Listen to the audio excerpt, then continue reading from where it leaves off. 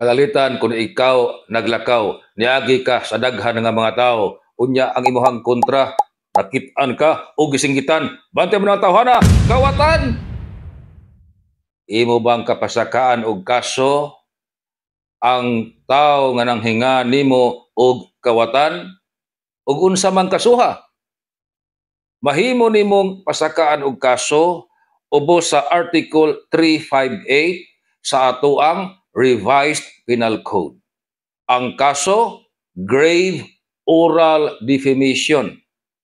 Kining kasuha, magsilot ngadto sa tao nga magpakauaw sa iyang isig katawo pinaagi sa pagsulti.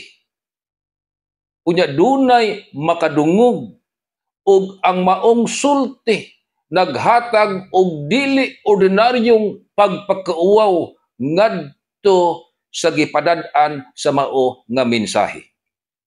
Pila may silot ug magkonbikto ang tao nga nanghinga nimo og kawatan. Ningon ang balaod, prisohon gikan sa 6 ka buwan ngadto sa 6 ka tuig.